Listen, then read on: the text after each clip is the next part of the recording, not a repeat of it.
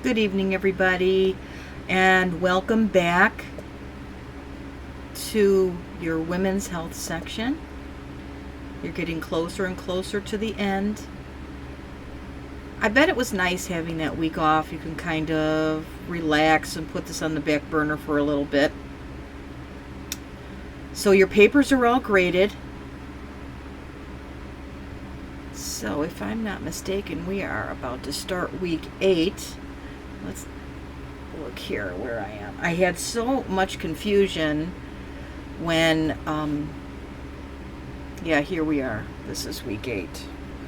I had so much confusion when we were first starting this because of there being no class on the 4th. It's the first time they've done it that way. Because I have 2 other classes that actually started on the 2nd, so I was totally confused. But now we're going into week 8. It's getting closer and closer to that end. And so we start off with our devotion.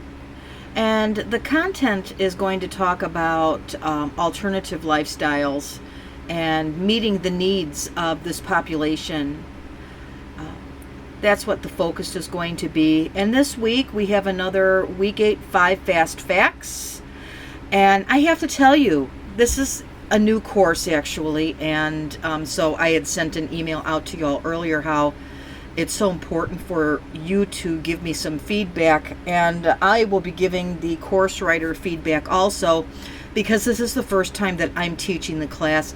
And when I saw the assignment week 8, our 5 fast facts, I thought, I don't know how useful this assignment's going to be, but I actually, after reading everybody's 5 fast facts from the last time you did it, I really thought that it was helpful. And one of the pieces I think it's important as we are improving the content of all of the courses is to ensure that we are providing you with material that you actually will be able to use in practice.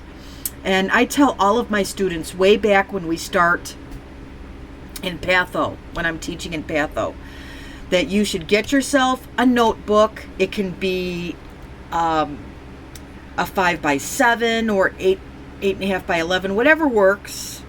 And you should start compiling that notebook on day 1, so that you can use that notebook as a resource when you get out in practice. And I think some of the content in those 5 fast facts are wonderful pieces to add to that binder. I know when I was a new nurse practitioner, I didn't have one, so I put one together. And in the acute care setting that I work in, I see a lot of things like otitis media, otitis externa, conjunctivitis, lymphadenopathies, and sore throats, and pharyngitis, and bronchitis, and upper respiratory infections, and cellulitis, and many, many things like that. So I compiled a little book of the most common conditions that I see, and treatment options in there with medications, medication dosages, what the normal ranges are, first, second, and third. And it just made life so much easier that I had this resource available.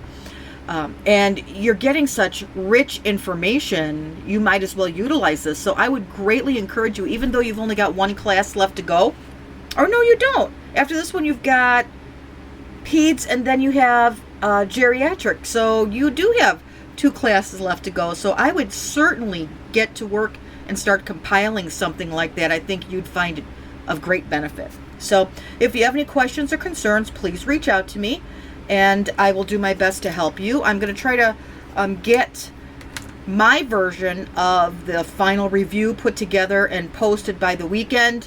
Hopefully that'll work out. I've got a pretty busy clinic week this week, but I'll do my best to get that out to you. Okay, have a good week.